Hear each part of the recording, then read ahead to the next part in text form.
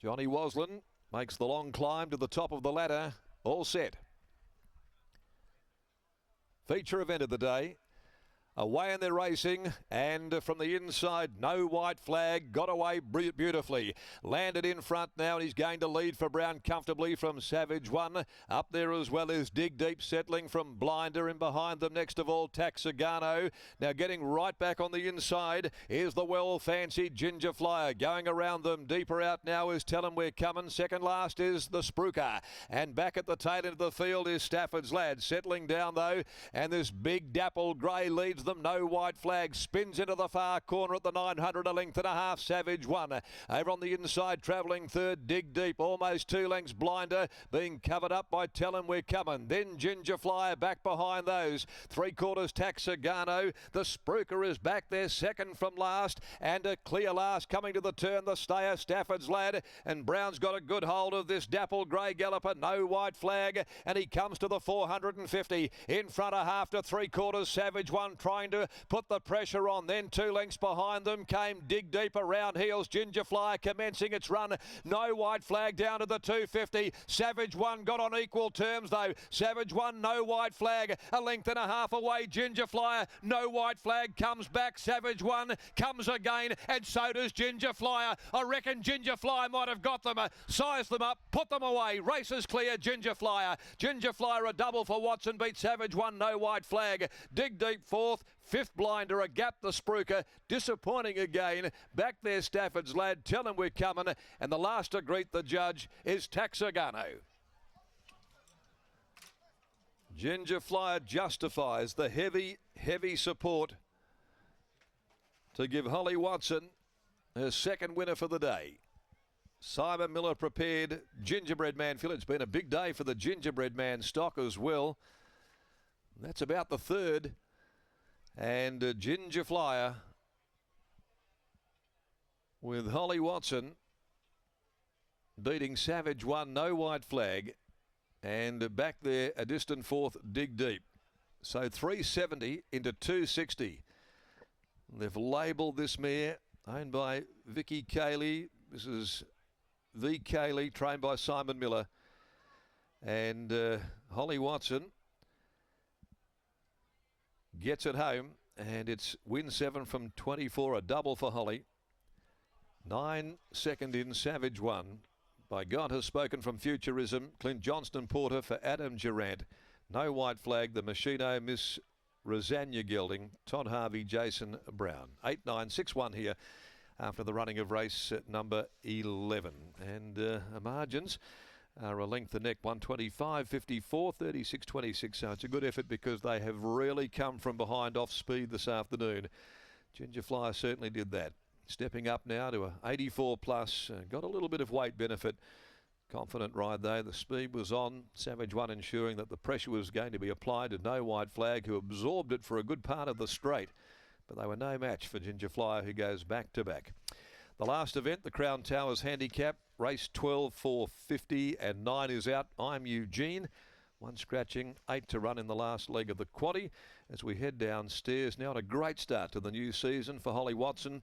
She ran second on the WA Apprentice Jockeys list, of course, recently in the 21-22 season. She won the provincial award as well. She'll be saluted tonight at the Racing Awards, and she's got a great start to the new season, Scotty. He certainly does, and that was some sort of ride, Mac. In fact, let's start there, Kel, because we'll talk about this mare in a moment, but Holly Watson is going from strength to strength at the moment. That's a race there where she's been out of the gates in an awkward spot early, but gee, she's coming of age. Yeah, missed the kick and didn't panic, just let everything go. And yeah, she's getting to be a mature rider, a great person as well.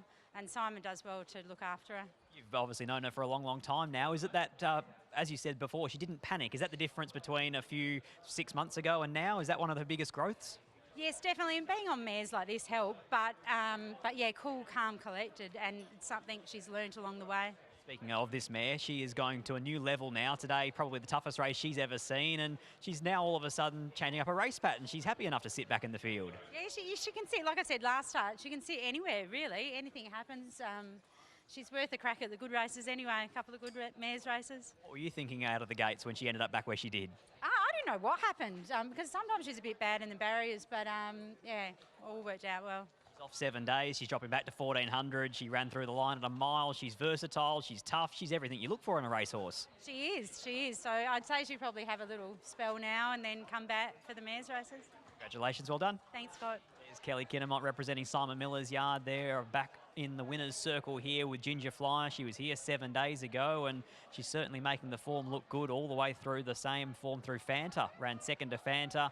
Then Ginger Flyer comes out and wins. Flying Missile comes out and wins. Fanta won again today, and Ginger Flyer's won again today. And the little fun fact about both Fanta and Ginger Flyer is that they are full siblings. They're both by Gingerbread Man out of Doobie Doobie Doo, and we have the owner out there who's also the breeder getting a photo with the horse, and then Holly Watson will come in and weigh in, and we'll get a word, Michael, but certainly out of the gates, it's not where most people that were plunging this mare, I'm sure, expected to be. Oh, the fence in that leader's back position does look red hot today, and I think that's where most punters would have thought Ginger Flyer would land, but she was actually full back the fence at one stage. She looked to be in all sorts, but Holly Watson has pulled off an absolutely remarkable ride. Full back the fence, didn't panic, weaved her way through out of traffic, tracked up, almost like the winner, turning for home, and certainly let down as good as you could have hoped. Holly, do you reckon that's the best ride of your career so far?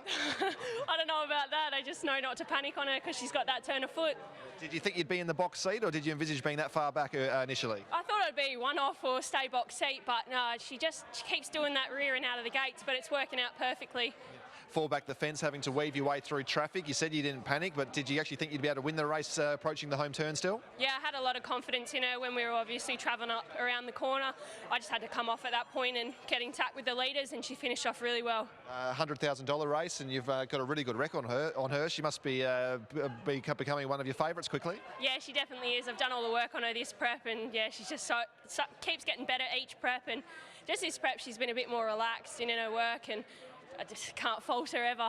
That's a double for you today. You're the current leading Metropolitan rider here for the season so far. Well done. Thank you very much. And Michael Heaton's been able to get through that interview without making a ginger quip, so he's done very well there. A couple of gingers that are flying. Holly Watson and Ginger Flyer, the mare. She takes out the Jockeys Celebration Day Stakes, and Holly's got a live chance of riding a treble in the last when she teams up with Darren McAuliffe on the equal favourite in Cold Shizzle. 8, 9, 6 and 1 the numbers after the Jockey Celebration Day Stakes at Belmont Park.